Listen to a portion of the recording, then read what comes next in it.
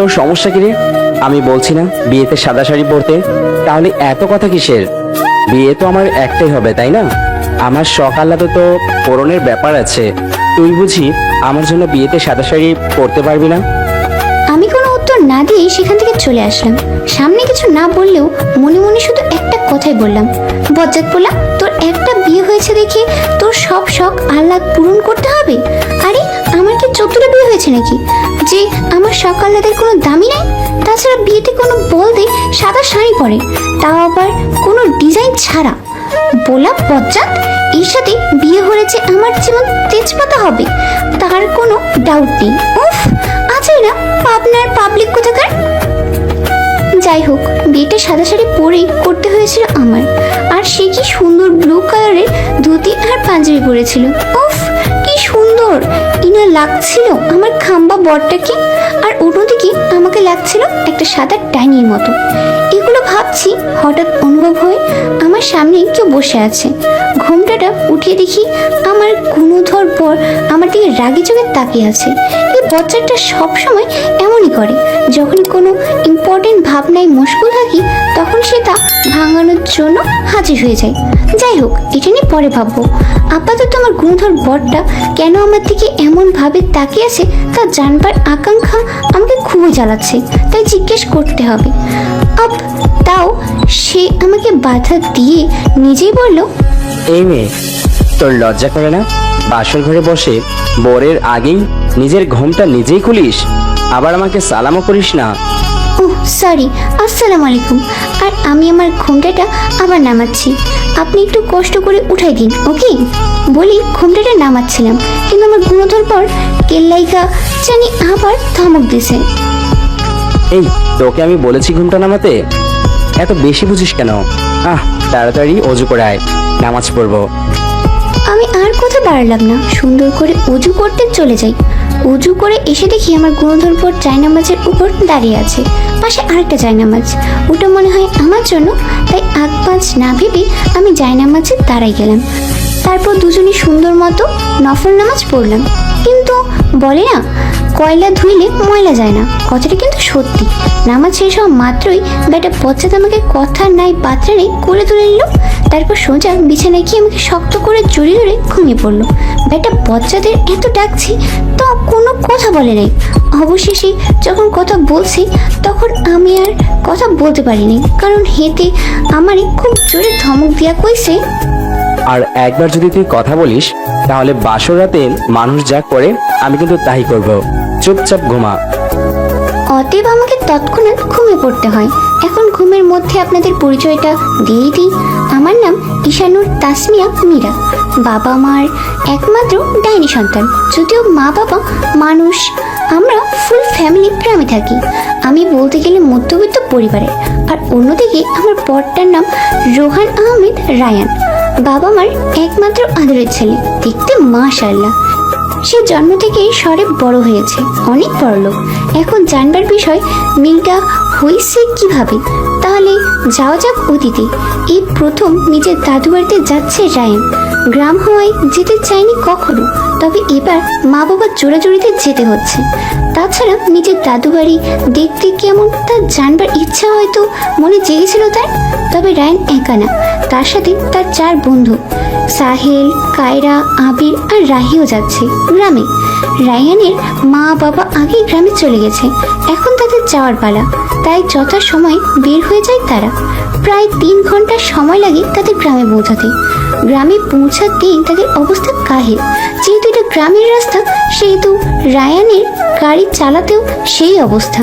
হঠাৎ কোথা থেকে একটা মেয়ে এসে তার গাড়ির সামনে দাঁড়ালো। তৎক্ষণাৎ সে গাড়ি ব্রেক করে দিল। তারপর মেয়েটাকে সকালে রোদের মিষ্টি আলোতে ঘুম ভাঙলো রায়ানের। চোখ খুলে তাকাতেই সে তার মায়াপরীকে দেখতে পায়। এক দৃষ্টিতে তাকিয়ে থাকে মীরার দিকে। মীরার মিষ্টি চেহারাটা দেখতে দেখতেই রায়ানের মীরার সাথে দেখা হওয়ার প্রথম দিনটার কথা মনে পড়ে যায়। রায়ান গ্রামের ভাঙা রাস্তায় অনেক কষ্টে গাড়ি চালাচ্ছিল। হঠাৎ তার গাড়ির সামনে একটা মেয়ে এসে দাঁড়ায়। সাথে সাথে সে গাড়ি ব্রেক করে। সামনে তাকাতেই দেখে একটা মেয়ে 2 হাত মুষ্টিবদ্ধ করে চোখ খিচে দাঁড়িয়ে আছে। মেয়েটাকে দেখেই রায়ান যেন একটা ঘোরের মধ্যে চলে যায়।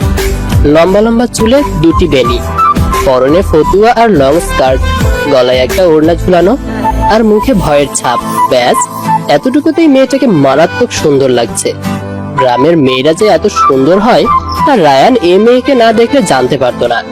সে ধীরে ধীরে একটা নেশায় চলে যেতে থাকে। রায়ানের ঘোর ভাঙে কায়রার ডাকে। সাথে সাথে রায়ানের একটু আগের কথা মনে পড়ে যায়। সে গাড়ি থেকে নেমে মেয়েটাকে ধমক দিয়ে বলে, এই মেয়ে, তোমার সমস্যা কি? এইভাবে কেউ গাড়ির সামনে আসে? স্টুপিড ফেলো।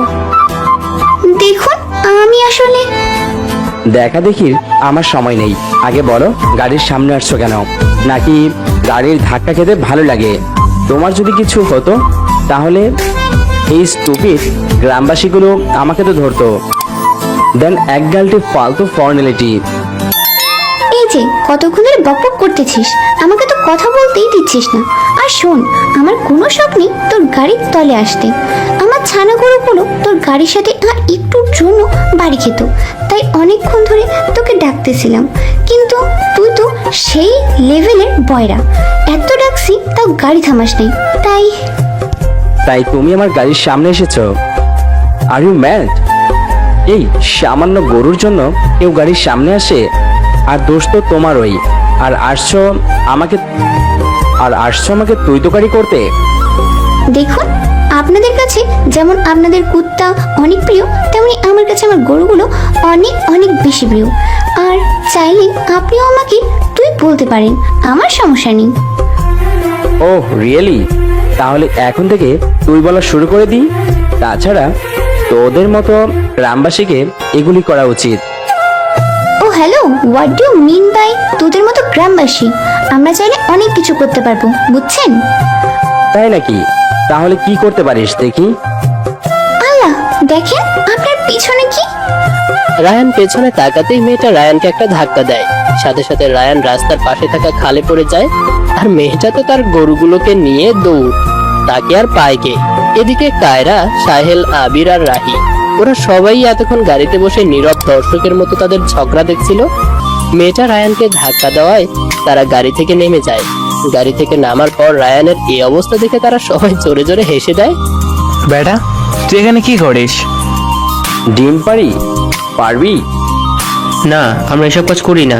তুই ডিম থেকে একেবারে মামলেট তৈরি করে আমাদের জন্য নিয়ে আয়। রায়ান, ডিম পাড়তে কষ্ট হচ্ছে না তো? আরে হাসা বন্ধ করে আগে আমার রায়ান বেবিকে উঠাও। আবির চল, রায়ান বেবিকে উঠাই। রায়ান বেবি, আসো, আমাদের কাছে আসো। অতীতের এসব কথা মনে পড়তেই রায়ানের রাগ উঠে যায়। সে ঘুমন্ত মীরার নাকে একটা জোরে কামড় দেয়। সাথে সাথে মীরা লাফিয়ে ওঠে। আশেপাশে তাকাতেই দেখে রায়ান তার দিকে বাঁকা হাসি দিয়ে তাকিয়ে আছে। মীরা বুঝে যায় রায়ান তাকে কামড় দিয়েছে, কারণ এটা নতুন না। কিন্তু রায়ান এমন শুধু তার উপরই রাগ আসলে করে, আর সে তো তখন কিছুই করলো না। তাহলে রায়ান তাকে বিনা কারণে কামড় দিল কেন? এই প্রশ্নের উত্তর জানবার জন্য মীরা রাগী ভাব করে রায়ানকে বলে, আপনার সমস্যা কি? শুধু শুধু কামড় কেন দিলেন? না মানে পুরো স্মৃতিগুলো মনে পড়েছে তো তাই। তাই বলে কামড় দিবেন? হ্যাঁ দিব, আমার অধিকার আছে। কইছে আমাদের কালকে বিয়ে হয়েছে, সো তুই এমনটা বলতে পারিস না। আচ্ছা, আমার ধুতিটা কই দেখছিস? কোথায় জানি দেখলাম। ও হ্যাঁ, সোফার উপর। ওহ থ্যাংক। বলেই বিছানা থেকে উঠতে নেয়। আর তখনই মীরা বলে ওঠে, আচ্ছা, আই হ্যাভ এ গভীর প্রশ্ন। হোয়াট? না মানে, আপনি বিয়েতে ধুতি পরলেন আর বাসর করে দেখলাম আপনি কি পায়জামা পরা, কেন বলুন তো? আরে গাধি, আমার ছোট্টবেলা থেকে ইচ্ছা আমার বিয়েতে আমি ব্লু কালারের পাঞ্জাবি আর ধুতি পরবো, আর আমার বউ সাদা শাড়ি পরবে। এমন আজগুবি চিন্তা আপনার মাথায় থাকে। যাই হোক, আপনি বাসর ঘরে ধুতি পাল্টে পায়জামা কেন পরছিলেন? দেখ, দাদু বলছে কোনো কিছু শুরু করার আগে আল্লাহর নাম নেওয়া উচিত, তাহলে আল্লাহ ওই কাজটায় রহমত দান করেন। আর কালকে তো আমরা আমাদের জীবন আবার নতুন করে একসাথে শুরু করতাম, তাই ওইটার জন্য তো আল্লাহর ইবাদত করতে হবে, তাই না? আর আমি আমার আর তোর জীবনে কোনো কষ্ট চাই না, আর যদি কষ্ট হয়ও তাহলে যেন দীর্ঘস্থায়ী না হয়, আমরা যেন সুখে শান্তিতে সংসার করতে পারি। তাই কালকে একসাথে নামাজ পড়লাম। আর নামাজ তো আমি ধুতি পরে পড়তে পারবো না, তাই বাসর ঘরে আসার আগে ধুতি পাল্টাতে অজু করে এসেছিলাম। বুঝলাম। এখন তাহলে গুড মর্নিং, কিসটা নিয়ে ফেলি কেমন? মানে না, তুই যা। আর বলতে পারলো না মীরা। তার আগেই রায়ান মীরার ঠোঁট দখল করে ফেললো। রায়ান বাড়িতে পৌঁছাতেই বাড়ির সবাই তার দিকে কেমন করে যেন তাকিয়ে আছে। বলতে গেলে সবাই তার দিকে তাকিয়ে হাসছে। একজন তো বলেই ফেললো, কি রে রায়হান বাবু, তোমার এই অবস্থা কেন? ঢাকা থেকে আসছো নাকি অন্য কোথা থেকে? বলেই হেসে দিল রায়ান। এখন বুঝতে পারলো সবাই তার দিকে তাকিয়ে কেন হাসছে। আসলে তার পুরো শরীরে কাদা লেগে আছে, তাই সবাই এমন করে তাকিয়ে আছে। তাছাড়া রায়ান না চিনলেও গ্রামের অধিকাংশ মানুষ তাকে চেনে। বাড়িতে ঢুকতেই রায়ানের ফুপু তাকে ডাক দিয়ে আসতে বলল। রায়ানের ফুপু তাকে ডেকে বলে উঠলেন, তোমার গায়ে এত কাদা কোথা থেকে লাগলো? তোমার সাথে যারা আসছে তাদের তো কিছুই হয়নি, তোমার এই অবস্থা কেন? আসলে আন্টি, রায়ান পাহসকে কাদায় ভরে গিয়েছিল। এত বড় ছেলে হয়ে কেউ কাদায় পড়ে? তোমার একটু সাবধানে থাকা উচিত রায়ান বাবু, এভাবে চলাফেরা করলে তো চলবে না। রায়ানের এসব কথা শুনে খুবই বিরক্তি লাগছে, কিন্তু বিরক্তির থেকে মেয়েটার প্রতি বেশি রাগ লাগছে। সে যদি একবার মেয়েটাকে পায় তাহলে তাকে উচিত শিক্ষা দিবে। একবার শুধু সামনে আসুক মেয়েটাকে। রায়ানের ফুপুটা অনবরত কথা বলেই যাচ্ছে, এতে রায়ান অনেক বিরক্তি হচ্ছে। তার মুখে বিরক্তির ছাপ স্পষ্ট বোঝা যাচ্ছে। আর একটু পরই হয়তো সে উল্টাপাল্টা কিছু বলে দিতে পারে। তাই আবির আর সাহেল বলল, আন্টি, আমরা অনেক দূরের থেকে আসছি তো, তাই অনেক টায়ার্ড, তাই প্লিজ একটু আমাদের রুমে দেখিয়ে দেবেন? হ্যাঁ আন্টি, তাছাড়া রায়ানেরও এই অবস্থা। আবির আর সাহেলের কথা শুনে ফুপুর মুখ কালো হয়ে যায়। তিনি বেশ বুঝতে পারেন তার কথায় সবাই বিরক্ত হচ্ছে, তাই কথা না বাড়িয়ে তাদের এক কাজের মেয়েকে ডাক দিয়ে রায়ানদের রুম দেখিয়ে দিতে বললেন। তৎক্ষণাৎ একটা কাজের মেয়ে এসে তাদেরকে তাদের রুম দেখিয়ে দেয়। তারপর যে যার রুমে চলে যায়। রুমে যেতেই রায়ান ব্যাগ থেকে একটা গেঞ্জি আর ট্রাউজার বের করে ওয়াশরুমে চলে যায়। এদিকে মীরা সারা গ্রাম টোটো কোম্পানি করার মতো তার জানের প্রিয় গরুগুলোকে নিয়ে বাড়ি ফেরে। বাড়ি ফিরতেই সবাই তাকে বকা শুরু করে, কারণ বাড়িতে নতুন মেহমান এসেছে আর মীরা বাড়িতেই ছিল না। মীরার মা তাকে বকা দিচ্ছিল। হঠাৎ মীরার চাচি বলে উঠলো, মীরা, যা তো কোনার রুমে রায়ানকে খাবারটা দিয়ে আয়। এই রায়ান ডাকেডা? আরে, তোর বড় চাচার ছেলে। কিন্তু আমি তো ছোট্ট কাল থেকে এই নামটা অথবা এই নামের কাউকে দেখি নাই। আজকে প্রথম আসছে এখানে, তাই চিনিস না। এখন যা, তাড়াতাড়ি দিয়ে আয় এটা। যাই তো, এত চিল্লার বলে মীরা হনহন করে খাবার দিতে রায়ানের রুমে চলে যায়। মীরা রায়ানের রুমে যেতেই দেখে রুমে কেউ নেই, তাই বিছানার পাশের টেবিলে খাবারটা রেখে দেয়। মীরা টেবিলে খাবার রাখতেই হঠাৎ কে যেন বলে ওঠে, ও হ্যালো, হু আর ইউ? এভাবে কারোর রুমে কেউ নক না করে আসে? কথাটা শুনে মীরা প্রথমে ভয় পেলেও পরক্ষণে তার মনে হয় এটা হয়তো রায়ানে হবে। তাই হাসি মুখে মীরা পেছনে ফিরে বলতে থাকে, আসসালামু আলাইকুম, আমি মীরা, আপনার বউ। আর বলতে পারলো না মীরা, কারণ পেছনে ফিরেই সে সকালের বজ্জাতটাকে দেখতে পায়। সাথে সাথে তার চোখ রসগোল্লার মতো হয়ে যায়। এদিকে রায়ানের তো আরো জটিল অবস্থা। মীরাকে দেখে তার যেন রাগে ফেটে যেতে ইচ্ছে হচ্ছে। সে মনে মনে বলছে, সকালটা এই মেয়েটার জন্য খারাপ হয়ে গেছে। এখন এখানে আসছে জ্বালাতে, কিন্তু এই মেয়েটা এখানে কেন? তুই এখানে কেন? আমার তো একই প্রশ্ন, আপনি আমার বাড়িতে কেন? তোর বাড়ি মানে? হ্যাঁ, এটা আমার বাড়ি, আর এই রুমটা আমার চাচাতো ভাইয়ের। আপনি ওনার রুমে কি করছেন? উনি কই? রায়ান মীরার কথা শুনে কতক্ষণ ভ্রু কুঁচকে তাকিয়ে রইল। তারপর কি মনে করে একটা বাঁকা হাসি দেয়। তারপর মীরার দিকে এগোতে এগোতে বলে, রায়ান কথাগুলো বলে মীরার দিকে আগাচ্ছে, আর মীরার চোখ বড় বড় করে রায়ানের দিকে তাকিয়ে পিছাচ্ছে। রায়ান যতই আগাচ্ছে মীরা ততই পিছাচ্ছে। একসময় মীরা পিছাতে পিছাতে দেয়ালের সাথে আটকে যায়, আর রায়ান মীরার একদম কাছে চলে আসে। তারপর বলে, ইউ নো হোয়াট? জীবনে প্রথম আমাকে রায়ান আহমেদকে কেউ বোকা বানিয়েছে, তার উপর ইনসাল্টও করেছে। সো তাকে তো শাস্তি দিতেই হয়।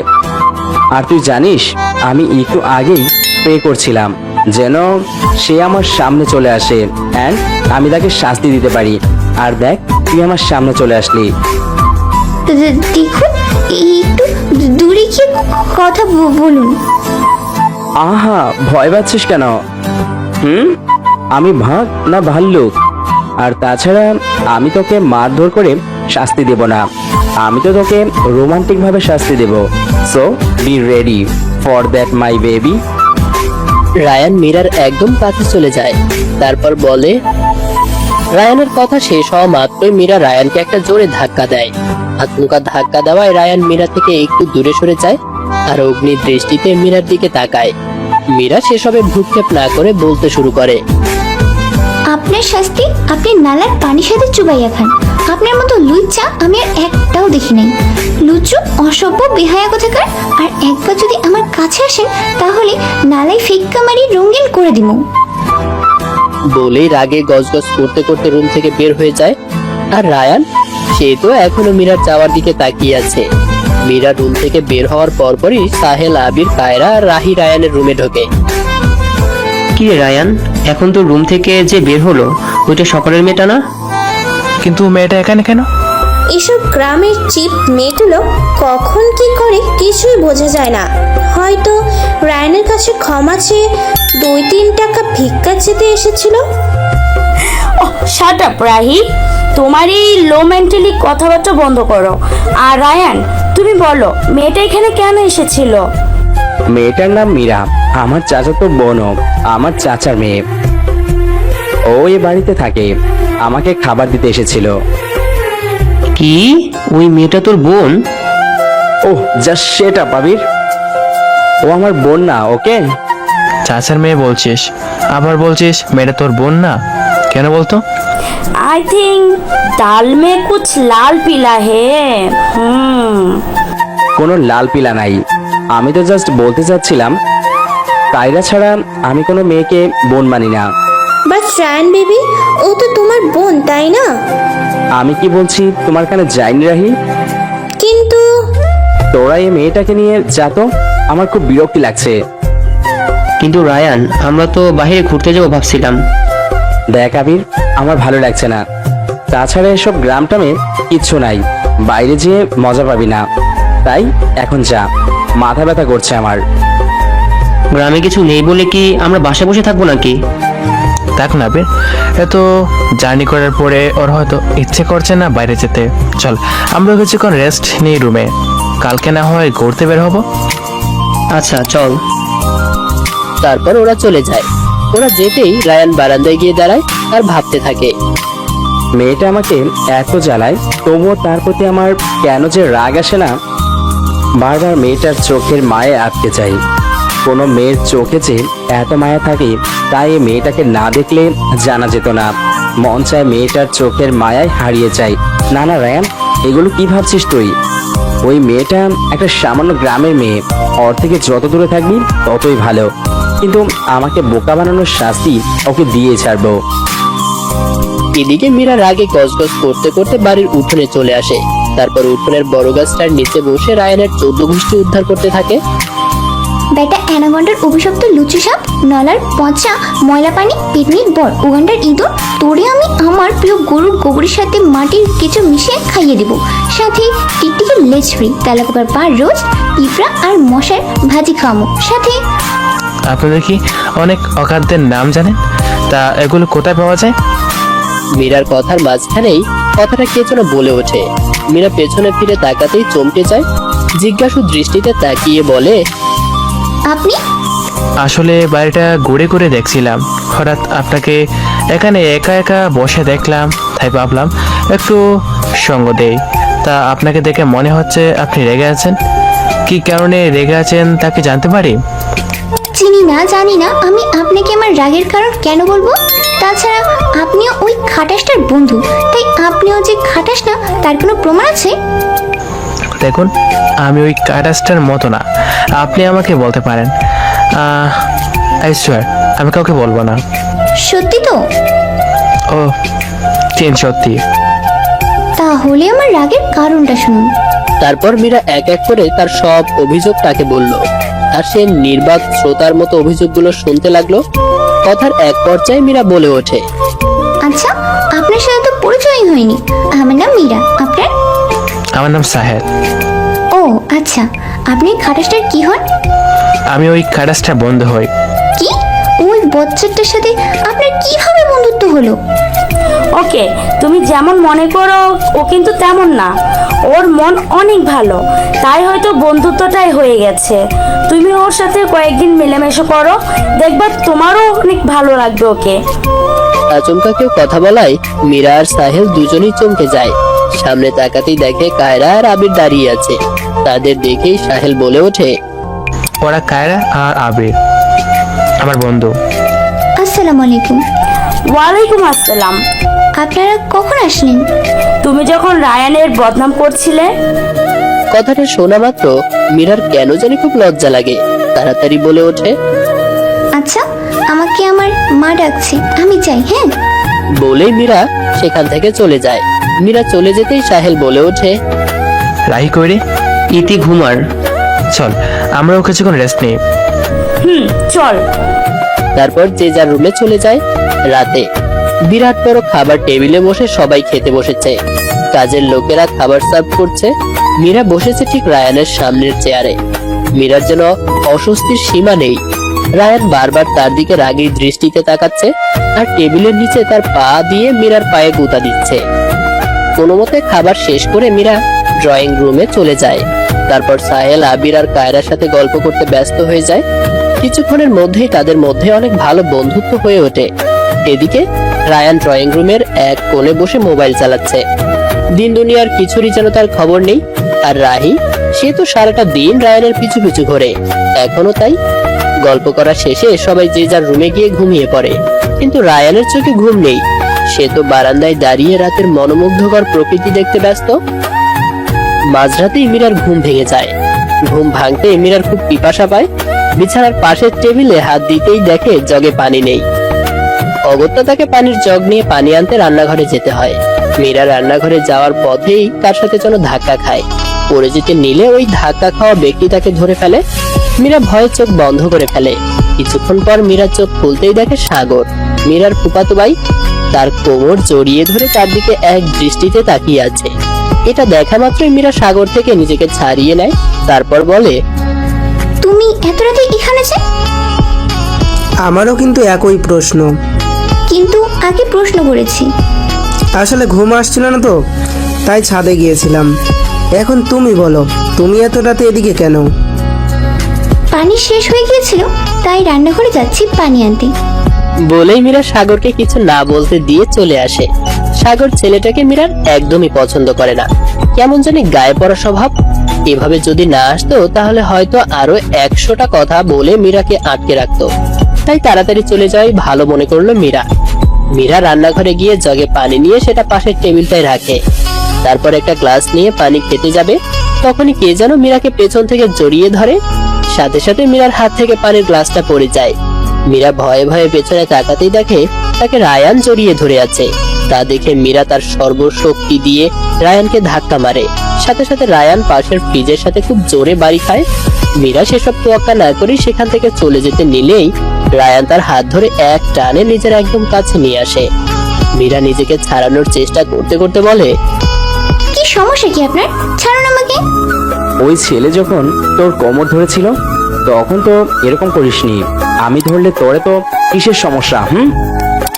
দেখুন, আমি পড়ে যেতে নিয়েছিলাম, তাই ও আমাকে বাঁচিয়েছে। কেন কোমর ধরে কেন? ও তোকে বাঁচাবে? অন্যভাবেও তো বাঁচানো যেত। আপনি পাগল হয়ে গেছেন? ছাড়ুন আমাকে।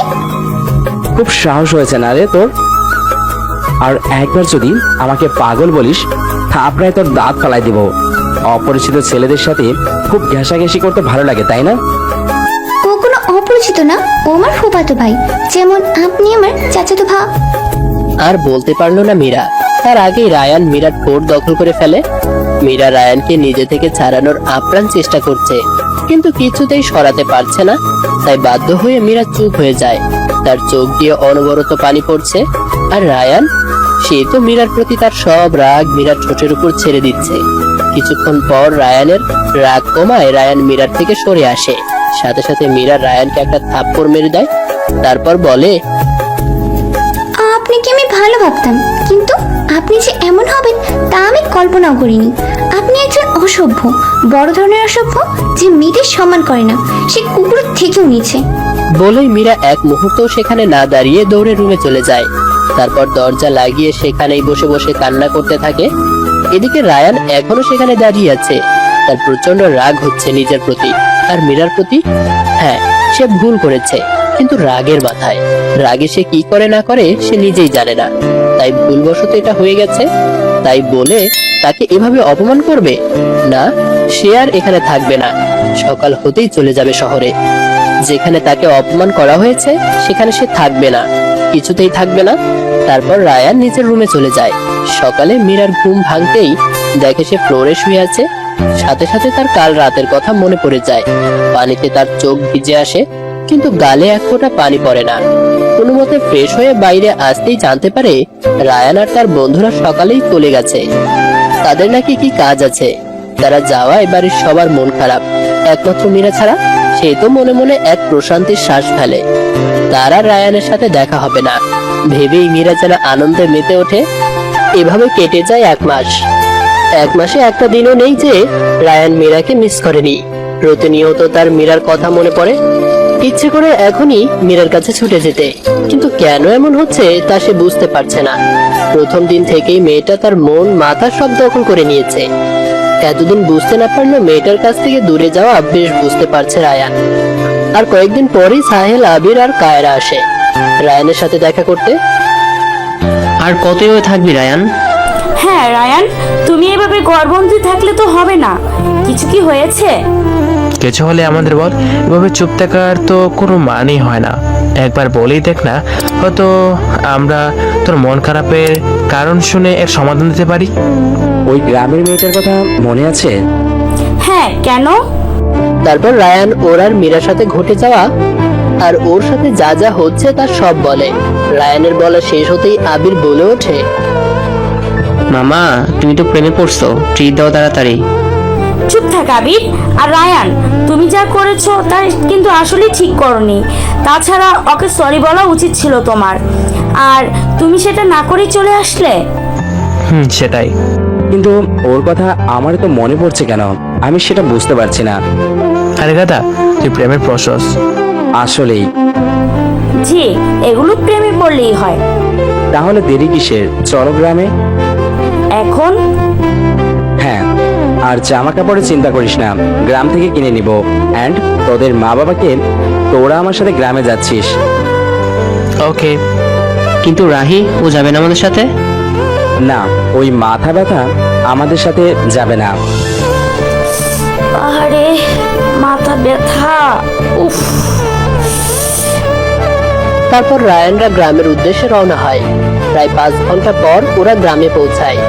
বাড়িতে যেই জানতে পারে মীরা বাড়িতে নেই, গ্রামে ঘোরাঘুরি করছে। এটা শুনে সাহেল বলল, এখন কি করবি? কি করবো আর, ওকে খুঁজবো? বলেই রায়ান বাড়ি থেকে বের হয়ে গ্রামের অলি গলি মীরাকে খুঁজতে থাকে। সাহেল, কায়রা আর আবিরও আসতে চেয়েছিল, কিন্তু বাড়ির সব মানুষ তাদেরকে আটকে তাদের ইচ্ছে মতো খাতিরদারি শুরু করে। এদিকে রায়ান মীরাকে অনেক খুঁজে কিন্তু পায় না। হঠাৎ রায়ানের চোখ যায় রাস্তার পাশের নদীর দিকে। সেখানে তাকাতেই সে তার মায়াপরীকে দেখতে পায়। সাথে সাথে চিল্লিয়ে ওঠে, ওই বেনিওয়ালি শোন। মীরা নদীর পাড়ে দাঁড়িয়েছিল। হঠাৎ কে যেন বেনিওয়ালি ডাকা শুরু করে। মীরা পিছনে তাকাতেই তার মাথায় যেন আকাশ ভেঙে পড়ে। আল্লাহ গো, এ তো রায়ান। এখানে কেন? আরে আরে, এ তো আমার দিকে দৌড়ে আসছে। ভাগ মীরা, ভাগ। বলেই মীরা তাড়াতাড়ি সেখান থেকে চলে যেতে নেয়, কিন্তু তার আগেই রায়ান মীরার হাত ধরে ফেলে। তা দেখে মীরা অসহায় দৃষ্টিতে রায়ানের দিকে তাকিয়ে বলে, আপনি এখানে কেন? আর আমার হাত ধরেছেন কেন? ছাড়ুন আমার হাত। রায়ান কিছু না বলে মীরার হাত টানতে টানতে কোথায় যেন নিয়ে যাচ্ছে। মীরা এত ডাকছে কিন্তু তাতে কোনো পাত্তাই দিচ্ছে না রায়ান। হঠাৎ মীরা একটা আম গাছ দেখতে পায়। সাথে সাথে মীরা তার এক হাত দিয়ে গাছটা শক্ত করে ধরে ফেলে। রায়ান মীরাকে যতই টানছে, মীরা ততই শক্ত করে গাছটা ধরেছে। তাই বাধ্য হয়ে রায়ান বলে, মীরা, গাছটা থেকে সরে আয়। না, আমি আপনার সাথে যাব না।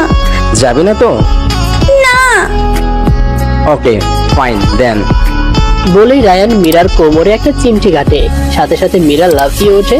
মীরা গাছ থেকে সরে আসতেই রায়ান মীরাকে কোলে তুলে নেয়। তা দেখে মীরা গর্জে ওঠে। এই এই নামান আমাকে, এটা আপনাদের শহর না, গ্রামের কেউ আমাদের এভাবে দেখলে সর্বনাশ হয়ে যাবে। ভালোভাবে বলছিলাম, তুই তো শুনলি না, সো আমার কিছু করার নাই। প্লিজ আমাকে নামান, আমি আপনার সাথে যাবো। সত্যি তো? আরে হাজার সত্যি, নামান আমারে। তারপর রায়ান মীরাকে নামিয়ে দেয়। সাথে সাথে মীরা পালাতে নিলে রায়ান তার হাত শক্ত করে ধরে ফেলে। তারপর বলে, পাজি মেয়ে, মিথ্যা কথা বলিস, আর একবার এমন করলে আমি কিন্তু সত্যি সত্যি থাপ্পড় মেরে দেব। আম্মু গো। ওই চুপ।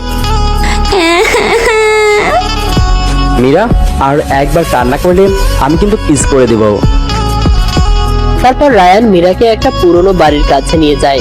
তারপর বলে, সরি মীরা, ওই দিনের জন্য অনেক সরি। আমি ওইটা ইচ্ছা করে করিনি, রাগের মাথায় হয়ে গেছে। দেখ মীরা, আমি জানি তুই আমাকে পছন্দ করিস না, আমিও কিন্তু মনে করতাম দ্যাট ইজ হেড ইউ, কিন্তু সত্যিটা কিন্তু এটা না। জানিস মীরা, তোর কাছ থেকে দূরে যাওয়ার পরেই আমি যেন কেমন হয়ে যাই। সারা দিন তোকে নিয়ে পড়ে থাকতাম, তোর চিন্তা ভাবনায় মশগুল থাকতেই ভালো লাগতো, কিন্তু এটা একটা বদ অভ্যাস হয়ে যাচ্ছিল আমার। সাহেল, আবির আর কায়রাকে এগুলো বলার পর ওরা বলল এটা নাকি ভালোবাসা, কিন্তু জানিস আমি বুঝতে পারছিলাম না এটা কি আসলেই ভালোবাসা নাকি অন্য কিছু। তবে এতটুকু বলতে পারবো, তোকে আমার প্রয়োজন, খুব খুব বেশি প্রয়োজন। আমি চাই তুই যেন আমার সারা জীবনের সঙ্গী হোস।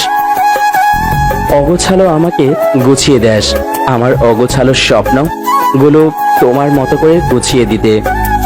জানি এখন হয়তো আমার কোনো কথাই তুই বুঝবি না, কিন্তু বিশ্বাস কর আমি তোকে এগুলো বোঝানোর আপ্রাণ চেষ্টা করব। অ্যান্ড আই হোপ ওই দিন তুই আমার কথাগুলো মানে বুঝবি। তাই মিস বেনিওয়ালি, এখন থেকে অন্য রায়ানকে দেখার প্রস্তুতি নিয়ে নাও। বলেই রায়ান চলে গেল।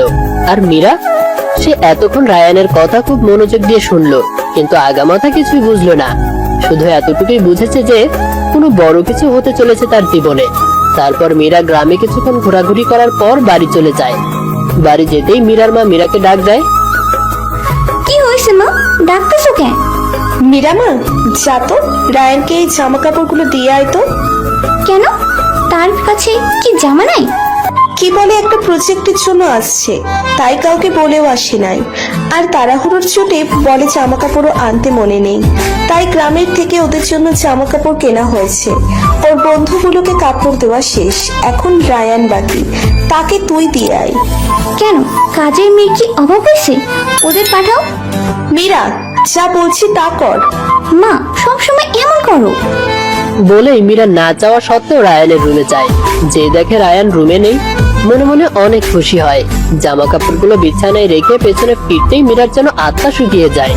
সাথে সাথে তার চোখ রসগোল্লার মতো হয়ে যায়, কারণ রায়ান শুধু একটা টাওয়াল পরে তার সামনে দাঁড়িয়ে আছে। সে তার চুল তার এক হাত দিয়ে ঝাড়তে ঝাড়তে মুখে বাঁকা হাসি নিয়ে মীরার দিকে তাকিয়ে আছে। মীরার চোখ একেবারে বড় বড় হয়ে গেছে। রায়ানকে এমন অবস্থায় দেখবে সেটা সে কল্পনাও করেনি। হঠাৎ মীরা খেয়াল করে রায়ান তার দিকে এগোচ্ছে, তাই সে পিছাতে পিছাতে বলে, আপনার লজ্জা করে না একটা মেয়ের সামনে এইভাবে আসতে? আমি কই আসলাম, মেয়েটাই তো নিজে আমার রুমে আসছে। দেখুন, আমি জামা কাপড় দিতে আসছি। তাই নাকি? আপনি আমার দিকে এগোচ্ছেন কেন? দূরে যান। মীরা রায়ানকে বুকে ধাক্কা দিতে নেয়, কিন্তু রায়ানের বুকে খালি থাকায় সেটাও করতে পারছে না। তা দেখে রায়ান বাঁকা হাসে। আচ্ছা, তুই এত ভয় পাচ্ছিস কেন? আমি তোকে খেয়ে ফেলবো নাকি? প্লিজ দূরে যান। মীরা পেছাতে পেছাতে দেয়ালের সাথে আটকে যায়। এই সুযোগে রায়ান মীরার একদম কাছে চলে যায়। মীরা পাশ দিয়ে যেতে নিলে রায়ান তার দুহাত মীরার দুপাশে রাখে, ফলে মীরা রায়ানের বাহু ডোরে আটকা পড়ে যায়। রায়ান মীরার দিকে একটু ঝুঁকতেই মীরা ভয়ে চোখ বন্ধ করে ফেলে। তা দেখে রায়ান বাঁকা হাসে। তারপর টুপ করে মীরার গালে একটা চুমু দিয়ে দেয়। সাথে সাথে মীরার চোখ রসগোল্লার মতো হয়ে যায়। রায়ান মীরার গালে আর একটা চুমু দিয়ে মীরার কাছ থেকে সরে আসে। তারপর বলে, আমি এখন জামা পরবো। তুমি যদি থাকতে চাও তাহলে প্লিজ একটু দরজাটা লাগিয়ে দাও। আমাদেরকে এই অবস্থায় কেউ দেখলে আবার খারাপ ভাববে। রায়ানের বলতে দেরি, মীরার দৌড় দিয়ে রুম থেকে বের হতে দেরি হয়নি। মীরাকে এভাবে দৌড়ে যেতে দেখে রায়ান আনমনেই বলে ওঠে। পাগল একটা। মীরা রায়ানের রুম থেকে বের হতেই যেন হাত ছেড়ে বাঁচে, তাড়াতাড়ি নিজের রুমে যেতে নেয়। তখনই তার সাথে যেন ধাক্কা খায়, সাথে সাথে মীরা পড়ে যায়। কোন ছালারে চোখ কি হাতে নিয়ে ঘুরোস নাকি? বদের হাড্ডি, আবাদের ঘরে আবার মস্করা করার জায়গা পাস না। আরো কিছু বলতে যাবে, কিন্তু তার আগেই কেউ বলে ওঠে। বাবা, আপনি দেখি অনেক সুন্দর সুন্দর গাড়ি পালেন। মীরা উপরে তাকাতেই দেখে তার সামনে সাহেল দাঁড়িয়ে আছে। সাথে সাথে মীরা জিভায় কামড় দেয়, তারপর বলে, সরি। আপনি কেন সরি বলছেন? সরি তো আমার বলা উচিত, তাই সরি। It's okay. আর আপনি আমার বড়, তাই তুমি করে বলতে পারেন। সাহেলের হাত ধরে উঠে দাঁড়ায়। ঠিক আছে, তুমি করেই বলবো। আচ্ছা, আপনি মানে তুমি তো তাড়াহুড়ো করে কথা থেকে আসছো? না মানে ওই এমনি, এটা আমার অভ্যাস। সত্যি তো? আমাকে মনে হয় মা ডাকছে, আমি আসছি। বলেই মীরা তাড়াতাড়ি সেখান থেকে চলে আসলো নিজের রুমে। তারপর দরজা লাগিয়ে বিছানায় বসে ভাবতে লাগলো। উফ, ওই খাটের রায়নটা যে কেন আমার সাথে এমন করে বুঝি না। তাছাড়া উনি আমার কাছে আসলে আমার কেমন জানি অনুভূতি হয়। এমনটা কেন হয় আল্লাহই ভালো জানে। আল্লাহ সব ভালো করে দিও, এগুলো অসহ্য লাগে আমার। বলেই মীরা বিছানায় শুয়ে পড়ে। রাতে মীরা ঘুম থেকে উঠেই দেখে রাত 9টা বাজে। তাড়াতাড়ি করে বিছানা থেকে উঠে ফ্রেশ হয়ে নিচে নামতেই দেখে সবাই রাতের খাবার খাচ্ছে। কায়রা খাচ্ছিল। হঠাৎ দেখে মীরা নিচে নামছে। তা দেখে কায়রা বলে, মীরা, ঘুম থেকে উঠছো? তোমাকে আমরা এত ডাকলাম, কিন্তু তুমি তো দরজাই খুলছিলে না। পরে আন্টি বললো তুমি নাকি ঘুমালে, তোমার দিন দুনিয়ার খবরই থাকে না, তাই আর ডাকিনি। ভালো হয়েছে এখন আসছো, আসো খেতে আসো। মীরা কি বলবে বুঝতে পারছে না। খুব লজ্জা লাগছে তার। মনে মনে নিজের মার প্রতি অনেক রাগ হচ্ছে। কি দরকার ছিল সবাইকে এগুলো বলার? হঠাৎ মীরার চোখ যায় রায়ানের উপর। রায়ান তার দিকে তাকিয়ে বাঁকা হাসছে। তা দেখে মীরার মনে হচ্ছে, বেটা বজ্জাদের মুখ কি টেরা, যখনই দেখি বাঁকা হাসে। যত সব টেরা বান্দর কোথাকার। তারপর মীরা টেবিলের কাছে যেতেই তার রাগ যেন আরো বেড়ে যায়। কারণ তার বসার জন্য কোনো চেয়ার নেই, একমাত্র রায়ানের পাশের চেয়ার ছাড়া। বাধ্য হয়ে তাকে সেখানেই বসতে হয়। মীরা বসার সাথে সাথে রায়ান বলে ওঠে, জান, ঘুম ভালো হয়েছে? আচ্ছা শোন, তোর এই ঘুমানোর অভ্যাস কিন্তু পাল্টাতে হবে। বিয়ের পরে কিন্তু আমি ঘুমাতে দিব না। মীরার চোখ সাথে সাথে বড় হয়ে যায়। রায়ানের দিকে তাকাতেই দেখে রায়ান মুচকি মুচকি হাসছে। মীরাকে খেতে না দেখে সাগর বলে ওঠে, মীরা, কিছু খাচ্ছ না যে? তোমার কি শরীর খারাপ? না, আমি ঠিক আছি। যদি খেতে না পারো তাহলে বলো, আমি তোমার জন্য অন্য কিছু বানাতে বলি। না না, লাগবে না, আমি খাচ্ছি। বলেই মীরা খেতে শুরু করে। পাশে তাকাতেই দেখে রায়ান মুখ শক্ত করে প্লেটের দিকে তাকিয়ে আছে। হঠাৎ রায়ান ফিসফিস করে মীরার কানে বলে, রাত 12টার দিকে ছাদে আসবি। 1 মিনিট যদি লেট করিস তাহলে তোর খবর আছে। বলেই রায়ান উঠে দাঁড়ায়। তারপর সবার উদ্দেশ্যে বলে, আমার খাওয়া শেষ, আমি রুমে যাচ্ছি। এতটুকুতেই আমার পেট ভরে গেছে চাচা, আর খাওয়ার ইচ্ছে নেই। তারপর কাউকে কিছু না বলতে দিয়েই রায়ান নিজের রুমে চলে যায়। আর এদিকে মীরা বেশ বুঝতে পারছে রায়ানের এমন করার কারণ কি। আল্লাহই জানে তার জন্য কি অপেক্ষা করছে। ঘরের মধ্যে পায়চারি করছে মীরা। ছাদে যাবে কি যাবে না বুঝতে পারছে না সে। মনের মধ্যে কেমন যেন ভয় কাজ করছে। রায়ান কি আবার তাকে কিস করবে ভেবেই ভয় আরো দ্বিগুণ বেড়ে যায় তার। তাছাড়া রায়ান তার কাছে আসলেই মীরার কেমন যেন অনুভূতি হয়। বুকের ধুকপুকানি দ্বিগুণ হয়ে যায়। কেন এমন হয় তা প্রচন্ড ভাবে অজানা মীরার। তবে সেটা যে ভালো লাগা তা মাঝে মাঝেই বুঝতে পারে সে। হঠাৎ মীরার চোখ যায় ঘড়ির দিকে। 12টা বাজতে আর মাত্র 10 মিনিট। বিরাট মুশকিলে পড়ে যায় মীরা। একবার ভাবে যাই ছাদে, কি বলে দেখে আসি। পরক্ষণেই মনে হয় রায়ান বললেই কি তাকে যেতে হবে? না, সে যাবে না। রায়ানকে সে ভয় পায় না, তার কথা শুনবে না মীরা। অবশেষে মীরা সিদ্ধান্ত নেয় সে যাবেই না। কিন্তু রায়ানের মেসেজের জন্য তার হয়ে ওঠে না, কারণ রায়ান তার ফোনে SMS দিয়ে বলেছে। এতক্ষণ লাগছে কেন আসতে? তুই কি চাস আমি তোকে নিয়ে আসি? যদি তাই চাস তাহলে মনে রাখিস, আমি যদি আসি তাহলে তোকে কোলে করে তুলেই নিয়ে যাব। এরকম থ্রেট মার্কা মেসেজ দেখে মীরার না চাওয়া সত্ত্বেও ছাদে যাওয়ার উদ্দেশ্যে রুম থেকে বের হয়। মীরা রুম থেকে বের হতেই দেখে চারদিকে পিনপিনে নীরবতা, হয়তো সবাই ঘুমিয়ে গেছে। তাও মীরা খুব সতর্কতার সাথে পা টিপে টিপে ছাদের দিকে পা বাড়ায়।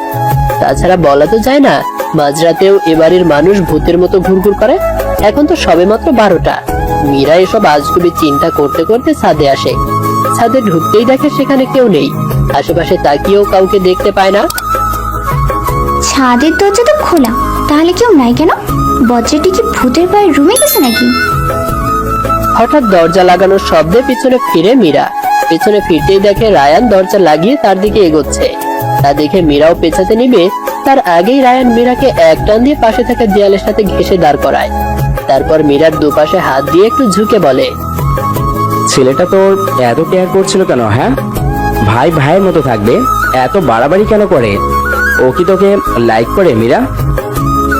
রায়ানকে এখন অনেক হিংস্র লাগছে। চোখ দুটা ভীষণ লাল হয়ে আছে। রায়ানের এরূপ মীরার কখনোই দেখেনি। প্রথম যখন রায়ান তাকে আর সাগরকে একসাথে দেখেছিল, তখনও রায়ান এতটা রাগ করেনি যতটা এবার করেছে। প্রচন্ড ভয় হচ্ছে মীরার, মনে হচ্ছে এখনই কান্না করে দিবে। মীরাকে কিছু না বলতে দেখে রায়ান জোরে চিল্লিয়ে ওঠে, কি হলো? কথা কেন যায় না? Answer me, damn it. Meera এবার কেঁদেই দেয়। কোনো মতে কান্না করতে করতে বলে, আমি জানি না ও এমন কেন করে, আর এতে এত রিয়েক্ট করে কি আছে? সামান্য কয়েকটা প্রশ্নই তো করেছিল। মীরার কথায় রায়ানের রাগ যেন আরো বেড়ে যায়। মীরার দুবাহু শক্ত করে ধরে বলে, সামান্য কয়েকটা প্রশ্ন না, সামান্য কয়েকটা প্রশ্ন। তোর কাছে এগুলো সামান্য মনে হলেও আমার কাছে মনে হয় না। তাছাড়া আমি বেশ বুঝতে পারি ওই ছেলেটার মতলব কি। শকর কর, তোর কোমর ধরার জন্যই ওই ছেলেটার হাত পড়ায়নি। আমি বুঝতে পারছি না আপনি এত রিয়েক্ট করছেন কেন। তাছাড়া সাগর যখন আমার কোমর ধরেছিল তখন তো এত রাগ করেনি, তাহলে এখন কেন? কারণ আমি তখন বুঝতাম না তুই আমার জীবনে কি। তাছাড়া যে আমি তোকে কোনো মেয়ের সাথে কথা বলতে সহ্য করতে পারি না, সে কোনো ছেলের সাথে কথা বলাটা কিভাবে সেখানে কোনো ছেলের সাথে কথা বলাটা কিভাবে সহ্য করবে? আর ওই সাগর নাকি ছাগল, ওই ছেলেটার কিছু তো ব্যবস্থা করতে হবে, বেশি বেড়ে গেছে। আপনি কিছু করবেন না ওকে? আমি তোর থেকে জিজ্ঞেস করে নিই যে আমি কি করব কি করব না। বলে রায়ান দেয়ালে আরেকটা পাঞ্চ দিয়ে সেখান থেকে চলে যায়। রায়ান চলে যেতেই মীরা নিচে বসে পড়ে। তার চোখ দিয়ে অনবরত পানি পড়ছে। রায়ানের প্রতি ভালো লাগার থেকে এখন বেশি ভয় কাজ করছে মীরার মাঝে। প্রায় অনেকক্ষণ ছাদে থাকার পর মীরা রুমে চলে যায়। সকালে খাবার টেবিলের সামনে বসে আছে মীরা। তার ঠিক সামনে রায়ান বসে আছে, কিন্তু একবারও মীরার দিকে মুখ তুলে তাকায়নি সে। মীরা বেশ বুঝতে পারছে রায়ান তাকে ইগনোর করছে। মীরার মনে হচ্ছে কালকে রাতের ঘটনার জন্যই হয়তো রায়ান এমন করছে। ভেবেই একটা দীর্ঘশ্বাস ফেলে মীরা। রায়ান কোনো মতে খাবার শেষ করে সাহেল আর আবিরকে নিয়ে কোথাও যেন চলে যায়। একবারও মীরার দিকে ফিরে তাকায়নি। এতে মীরার কেন যেন অনেক কষ্ট হয়। মুহূর্তে চোখ ভিজে আসে তার।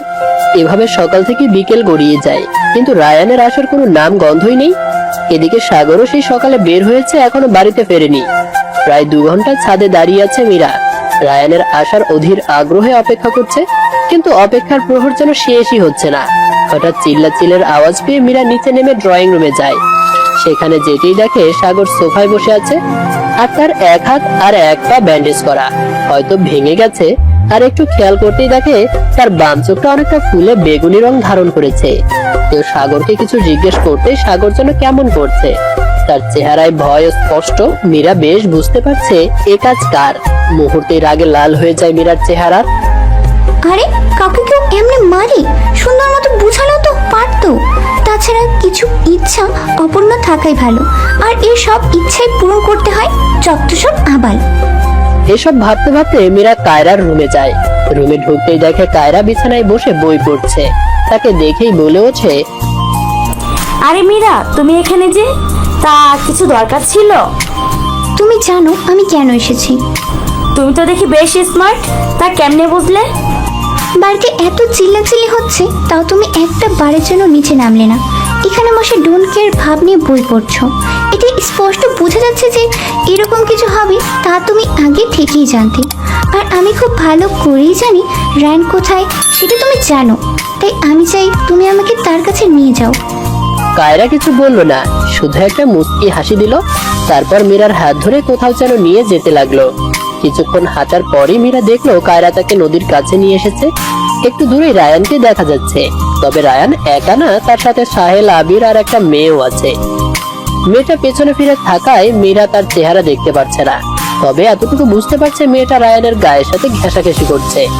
তা দেখে মীরার রাগ যেন 20 ডাবল হয়ে যায়। কি ভাবছে কি? প্রথমে এত কিছু করেছে, তারপর এখন আবার মেয়েদের সাথে ফষ্টি নষ্টি করছে। দেখাচ্ছি মজা। সব ভয় ডর ভুলে আজকে ইচ্ছা মতো ধুবো তাকে। বলেই মীরা যত দ্রুত সম্ভব রায়ানের দিকে এগোতে থাকে।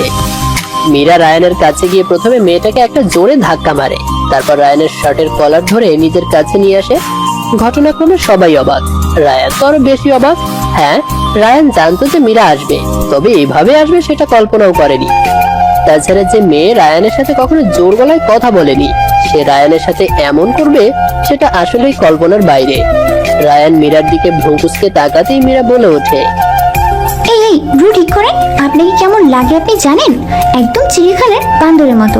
চিড়িয়াখানার লুচু বান্দরও আপনার থেকে সুন্দর। আর আপনি আপনি দেখতে একদম গোবরের মতো, লুচু গোবর অ্যানাকন্ডা। রায়ান কিছু বলতে যাবে, তার আগেই মীরা আবার বলে ওঠে, আর এখানে কি করছেন আপনি? প্রথমে মারপিট করে এখন মেয়েদের সাথে ফষ্টাফষ্টি করা হচ্ছে, তাই না? রায়ানের শার্টের কলার টান দিয়ে রায়ানের মুখ নিজের কাছে নিয়ে আসে। Are you mad? আপনি জানেন না আমি পাগল? তাহলে বলেন কেন? লজ্জা করে না একজন পাগলকে পাগল বলতে? কি? কি না জি, অবশ্য যে বন্ধু বান্ধব পেয়েছেন, আপনার তো এই অবস্থাই হওয়ার কথা। আমরা আবার কি করলাম? আবার জিগায়, আপনাদের বন্ধু যে মেয়েদের সাথে ফষ্টা নষ্ট করছে তা দেখেও আপনারা হাঁ করে তাকিয়ে আছেন কেন? তুমি কি দেখছো মেয়েটাকে? সাহেলের কথা শুনে মীরা সাহেলের দিকে ভ্রু কুঁচকে তাকায়। তারপর মেয়েটার দিকে তাকাতেই সে যেন অবাকের শেষ প্রান্তে পৌঁছায়, কারণ যে মেয়েটাকে সে ধাক্কা দিয়েছিল সে আর কেউ না, রাহি। রাহি আপু, আপনি এখানে? একটু আগে আসলো। ও, বলেই মীরা রায়ানের দিকে তাকাতেই দেখে রায়ান তার দিকে রাগী মুখ করে তাকিয়ে আছে। এটা দেখে মীরা দাঁত কেলিয়ে একটা হাসি দেয়। তারপর রায়ানের শার্টের কলার ঠিক করতে করতে বলে, সরি, আমি আসলে ভেবেছিলাম আপনি অন্য মেয়েদের সাথে ফষ্টা নষ্ট করছেন, তাই আর কি। আমার ভুলের জন্য অনেক সরি। আর রাহি আপু, আপনি রায়ানের সাথে ঘেঁষাঘেঁষি করেন, আমার কোনো সমস্যা নেই। বলেই মীরা চলে যেতে নিলে রায়ান তার হাত ধরে ফেলে। তারপর বলে, রাহি, আমার সাথে ঘেঁষাঘেঁষি করলে তোর সমস্যা হবে না, কিন্তু অন্য মেয়ে করলে হবে। কেন বলতো? রায়ানের কথা শুনে মীরা প্রথমে রাহির দিকে তাকালো, তারপর বলল, রাহি আপু, আমি এখন যা বলবো তার জন্য অগ্রিম সরি। আর রাগ করিও না, হ্যাঁ? বলেই মীরা আবার রায়ানের দিকে তাকিয়ে বলে, দেখুন, আমি খুব ভালো করে জানি আপনি রাহি আপুকে পছন্দ করেন না, যদিও ও রাহি আপু করে, কিন্তু আপনি সেসবে পাত্তা দেন না। আর আমি এটাও খুব ভালো করে জানি যে পৃথিবীতে রাহি আপু যদি একমাত্র মেয়ে হয়ে থাকে, তাও আপনি ওনাকে আপনার কাছে আসতে দিবেন না। তাই উনি আপনার কাছে থাকলেও কি, আবার না থাকলেও কি। আর যদি আপনার সাথে অন্য মেয়ে থাকতো, তাহলে আজকে আপনার আর ওই মেয়ের খবর ছিল। কারণ আমি ছাড়া আপনার জীবনে কোনো মেয়ে আসতে পারে না, যদি আসেও তাহলে খুন করে ফেলবো। এক নাগারে কথাগুলো বলে ফেললো মীরা। মীরার এমন কথা শুনে সবাই হাঁ করে তার দিকে তাকিয়ে আছে। আর রায়ান, সে তো পুরো 1 মিনিট মীরা কি বললো তা বোঝার চেষ্টা করে। তারপর কিছু একটা মনে পড়ায় বাঁকা হেসে মীরার দিকে একটু ঝুঁকে নিজের 2 হাত পেছনে নিয়ে বলে, তাই নাকি? রায়ানের কথা শুনে মীরার হুঁশ আসে। রাগের মাথায় কি বলে ফেলেছে সে নিজেও জানে না। নিজের চুল নিজেরই চিরতে ইচ্ছে করছে। তারপর রায়ানের সেই মারাত্মক চাউনি। মীরা লজ্জায় তাকাতে পারছে না রায়ানের দিকে। তাড়াতাড়ি সেখান থেকে চলে যেতে নিলে রায়ান বলে ওঠে, ওই বেনিওয়ালি, কই যাস? আগে সুখবরটা তো শুনে যা। মীরা রায়ানের কোনো কথায় পাত্তা না দিয়ে নিজের মতো হেঁটেই যাচ্ছে। তা দেখে রায়ান দৌড়ে মীরার কাছে যায়। তারপর সমান তালে হাঁটতে হাঁটতে বলে, যাক বাবা, তুই তো কথা শুনছিসই না, আর সুখবরটাও জিজ্ঞেস করছি না। থাক, তোর আর জিজ্ঞেস করতে হবে না, আমি বলে দিচ্ছি। শোন, বাবাকে আমি বলে দিয়েছি যে আমি তোকে ভালোবাসি। বাবাও কোনো আপত্তি করেনি। তাছাড়া বাবা বলেছে কিছুদিন পরেই বাবা গ্রামে আসবে আমাদের বিয়ের ব্যাপারে কথা বলতে। তারপর বিয়ে, দেন বাসর রাত। রায়ানের কথা শেষ হতেই মীরা রায়ানের দিকে রাগী মুখ করে বলে, অসভ্য। বলে মীরা যত দ্রুত সম্ভব হাঁটা শুরু করে। রায়ান ও মীরার পিছে পিছে যাওয়া শুরু করে। এদিকে সাহেল, রায়ান আর মীরা এসব দেখে একটু মুচকি হাসে। তারপর বলে, দুজনই পাগল। সাহেলের বলা শেষ হতেই হঠাৎ কায়রা এসে সাহেলের হাত ধরে। তারপর বলে, সাহেল, আমি তোমাকে ভালোবাসি। মানে? সত্যি বলছি, ছোটবেলা থেকেই তোকে পছন্দ করতাম। কখন যে সেটা ভালোবাসায় পরিণত হয়েছে বুঝতে পারিনি। ভেবেছিলাম কোনো একটা সঠিক সময়ে তোকে আমার ভালোবাসার কথা বলবো, আর এখন মনে হলো হয়তো সঠিক সময় এখনই, তাই বলে ফেলেছি। বলেই কায়রা সাহেলের হাত ছাড়াতে নিলে সাহেল শক্ত করে কায়রার হাত ধরে ফেলে। তাতে কায়রা অবাক দৃষ্টিতে সাহেলের দিকে তাকায়। তা দেখে সাহেল একটা মুচকি হাসি দেয়। পরক্ষণে গম্ভীর কণ্ঠে বলে, এতদিন লাগালি কেন বলতে? মানে তুইও কি? আমিও তোকে ভালোবাসি। কথাটা শোনা মাত্র কায়রা যেন আনন্দের শেষ প্রান্তে পৌঁছে যায়। সাহেলের গালে চুমো দিতে যাবে তার আগেই আবির বলে ওঠে, ফকিন্নি হক্কল, আমার রাইখেই তোরা প্রেম করতেছস না? খাড়া, আমিও প্রেম করবো। বলেই আবির রাহির কাছে যায়। তারপর রাহি হাত শক্ত করে ধরে বলে, শোন, তুই আজকে থেকে আমার গফ, বুঝছিস? এখন থেকে রায়নের উপর আর কোনো নজর দিবি না, আর যদি দেস তাহলে থাপড়াইয়া তোর গাল ফাটাই দিমু। তুই শুধু আমাকে ভালোবাসবি, মনে থাকে যেন। বলেই রাহিকে শক্ত করে জড়িয়ে ধরে। ঘটনাক্রমে রাহি হাঁ করে দাঁড়িয়ে আছে, আর সাহেল আর কায়রা হাসতে হাসতে শেষ হয়ে যাচ্ছে। এভাবেই দুষ্টু মিষ্টি ঝগড়ায় আর ভালোবাসায় দিন কাটছিল তাদের। এর মধ্যেই রায়ানের বাবা মা আসে মীরা আর রায়ানের বিয়ের ব্যাপারে কথা বলতে। তুই তো জানিস আমি কি জন্য এসেছি। এখন এই ব্যাপারে তোর মতামত কি? তাহলে 5 দিনের মধ্যে বিয়েটা সেরে ফেলি। তুই তো জানিস আমি খুব ব্যস্ত মানুষ। তাছাড়া আমি এখানে এসেছি 7 দিনের জন্য, তাই আমি চাই আমার ঘরে লক্ষ্মীকে একসাথে নিয়ে যেতে। এসব কিছু দূর থেকে দেখছে মীরা। খুশিতে সে আত্মহারা হয়ে গেছে। ইচ্ছে করছে লুঙ্গি ডান্স দিতে, তাই দৌড় দিয়ে নিজের রুমে গিয়ে লুঙ্গি ডান্স দেওয়া শুরু করে। নাচার এক পর্যায়ে মীরার চোখ যায় বিছানার দিকে। সেখানে তাকাতেই সে একদম বরফের মতো জমে যায়, কারণ রায়ান তার বিছানায় বসে বসে আপেল খাচ্ছে আর তার দিকে তাকিয়ে বাঁকা হাসছে। মীরা কি করবে বুঝতে না পেরে এক দৌড়ে সেখান থেকে চলে যায়। মীরা যেতেই রায়ান হাসতে হাসতে বিছানায় বসে পড়ে। তারপর মীরা রায়ানের সামনে লজ্জায় আর যায় না, কিন্তু রাতের খাবার খেয়ে এসে যখনই নিজের রুমে যাবে তখনই রায়ান কোত্থেকে উড়ে এসে মীরার হাতে একটা চিরকুট গুঁজে দেয়। তারপর যেভাবে উড়ে এসেছিল সেভাবে উড়ে উড়ে চলে যায়। মীরা কতক্ষণ রায়ানের যাওয়ার দিকে তাকিয়ে থাকে। তারপর চিরকুটটা পড়তেই একটা মুচকি হাসি দেয়, কারণ তাতে লেখা ছিল, মাই সুইট বেনিওয়ালি, ঠিক 12টা বাজে ছাদে এসে যাস। 1 মিনিটও যদি লেট করিস তাহলে কিন্তু আমি আমার ভালোবাসা দিয়ে তোকে মেরে ফেলবো। রাত 12টা। মীরা ছাদে ঢুকতেই অবাক হয়ে যায়, কারণ ছাদটা বিভিন্ন কালারের মোমবাতি, ফ্লোরে গোলাপের পাপড়ি দিয়ে খুব সুন্দর করে সাজানো হয়েছে।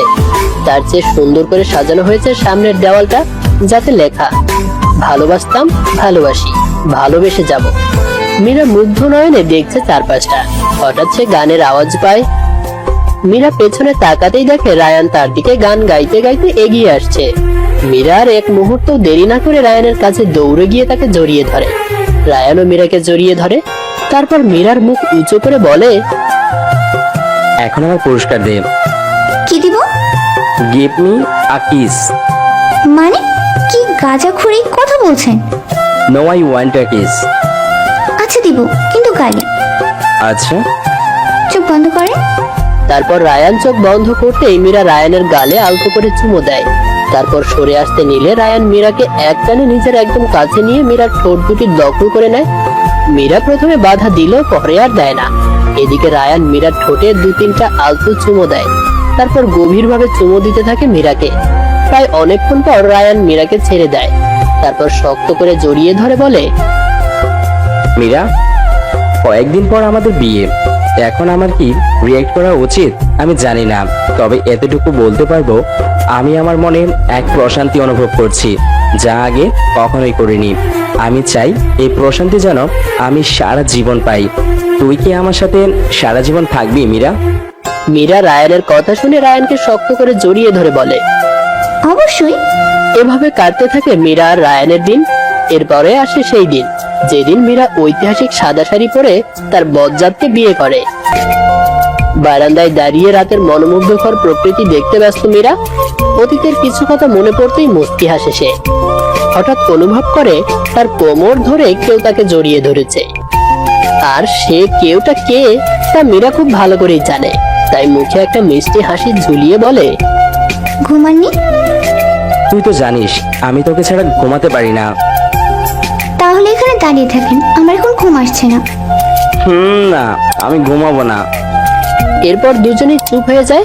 কিছুক্ষণ পর নীরবতা ভেঙে রায়ান বলে ওঠে, মীরা, তোকে যদি আজ পুরোপুরি আপন করতে চাই, যদি ভালোবাসতে চাই, তাহলে কি খুব ক্ষতি হবে? বল না মীরা, খুব কি ক্ষতি হবে? মীরা কিছু বলছে না, চুপ করে রায়ানের কথা শুনছে।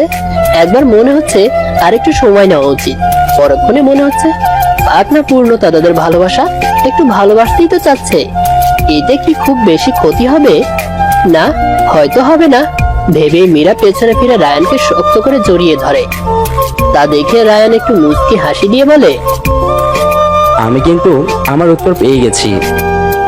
বলেই আর এক মুহূর্ত দেরি না করে রায়ান মীরাকে কোলে তুলে নেয়। তারপর রুমে নিয়ে গিয়ে বিছানায় শুইয়ে রুমের সব দরজা জানালা লাগিয়ে মীরার কাছে আসে। তারপর মীরার উপর আধছোঁয়া হয়ে মীরার ঠোঁট দুটো দখল করে নেয়। পূর্ণতা পায় তাদের ভালোবাসা দিয়ে আবার নতুন করে শুরু করে তাদের জীবন। এরপর কেটে যায় প্রায় 3 মাস। হাসি আনন্দে দিন কাটতে থাকে তাদের। কিন্তু একদিন রায়ান অফিস থেকে এসেই দেখে বাড়ির সব লাইট বন্ধ। মীরাকেও আজ দেখা যাচ্ছে না। মুহূর্তেই রায়ানের মনের ভয় চলে আসে। মীরা ঠিক আছে তো? ওর কিছু হয়নি তো? এ কথাগুলো তার মাথায় ঘুরঘুর করছে। হঠাৎ রায়ান দেখে তাদের রুম থেকে আলো আসছে। দৌড়ে গিয়ে রুমে ঢুকতে রায়ান অবাক হয়ে যায়, কারণ রুমটা বিভিন্ন রঙের মোমবাতি আর বেলি ফুলের মালা দিয়ে সাজানো। হঠাৎ রায়ানের চোখ যায় বিছানার উপরে একটা লেখার দিকে, যা দেখে রায়ান মুহূর্তেই কেঁদে দেয়, কারণ তাতে লেখা ছিল আই এম প্রেগনেন্ট। রায়ান কি করবে বুঝতে পারছে না, তার মনে খুব বড়সড় তোলপাড় খাচ্ছে। হঠাৎ কেউ পেছন থেকে বলে ওঠে, কেমন দিলাম? আপনি শুধু সারপ্রাইজ দিতে পারেন তাই না? আজ আমি দিলাম, তা কেমন হলো? কথাটা শোনা মাত্রই রায়ান পেছনে ফিরে তাকে জড়িয়ে ধরে। তারপর কাঁদতে কাঁদতে বলে, আমার লাইফের অনেক সুন্দর সারপ্রাইজ, আমার জীবনের সবচেয়ে বড় সারপ্রাইজ। তুই জানিস না মীরা, আমি কতটা খুশি। Thank you Mira, and I love you so so much. I love you so much my ভেনুয়ালি। I love you too my dear devil husband. বলেই মীরাও কাঁদতে থাকে রায়ানের সাথে। তবে এ কান্না দুঃখের না, এ কান্না আনন্দের। এতটুকু বলেই রায়ান কেসে ওঠে। আয়ান আর আরোহী অধীর আগ্রহে অপেক্ষা করছে রায়ানের কথা শোনার জন্য। রায়ান কিছু না বলাই তারা বলে ওঠে, তারপর কি হলো বাপি? তারপর আর কি, তোরা পৃথিবী আসলি। আর মীরা, তুমি এখনো আমাদেরকে ওই ঘটনার দোষী ভাবো, তাই না? আমরা তো ইচ্ছে করে কিছু করিনি বাপি, আল্লাহর ইচ্ছেতেই সব হয়েছে। আমার না খুব মনে পড়ছে তোদের মাম্মামের কথা। আমাকে কি কালকে একটু কবরস্থানে নিয়ে যাবি? কথাটা শোনা মাত্রই আয়ান আর আরোহী রায়ানকে জড়িয়ে ধরে কেঁদে ওঠে। রায়ানের চোখেও পানি আসে, কিন্তু তা নিচে পড়ে না। প্রায় অনেকক্ষণ এভাবে থাকার পর রায়ান বলে ওঠে, অনেক রাত হয়ে গেছে, যা তোদের রুমে যা, গিয়ে ঘুমিয়ে পড়। আয়ান আর আরোহী আর কথা বলল না, নিজেদের রুমে চলে যায়। ওরা রায়ানের রুম থেকে বের হতেই রায়ান বারান্দার গিয়ে দাঁড়ায়। তারপর আকাশের দিকে তাকিয়ে তাকিয়ে বলতে থাকে, কেমন আছিস মীরা? হয়তো ভালো আছিস, কিন্তু আমি ভালো নেই, খুব কষ্টে আছি। খুব মনে পড়ে তোর কথা। সবচেয়ে মনে পড়ে সেই মুহূর্তটা যখন তুই বারান্দায় দাঁড়িয়ে থাকতি আর আমি তোকে পিছন থেকে জড়িয়ে ধরতাম। এতে তুই একটা মুচকি হেসে বলতি, ঘুমাওনি? খুব মিস করি মীরা, খুব বেশি মিস করি তোকে। কিন্তু তুই তুই কি করিস? হয়তো করিস না, তাই তো স্বার্থপরের মতো আমাকে রেখে চলে গিয়েছিস। আচ্ছা মীরা, কি হতো যদি আমরা বেবি না নিতাম? অনেকেই তো বেবি অ্যাপোর্ট করে, আমরাও করতাম, কিন্তু তোর জেদ, তোর বেবি নিবি। ডাক্তারের শত মানা করার পরও বেবি নিলি। এখন দেখ, চলে গেলি আমাকে রেখে। একা হয়ে গেছি আমি, খুব একা লাগে আমার। এই 20টা বছর আমি কিভাবে তোকে ছাড়া থেকেছি আমি নিজেও জানি না। প্লিজ মীরা, আমাকে নিয়ে যা তোর কাছে। আমি যে তোকে ছাড়া থাকতে পারছি না।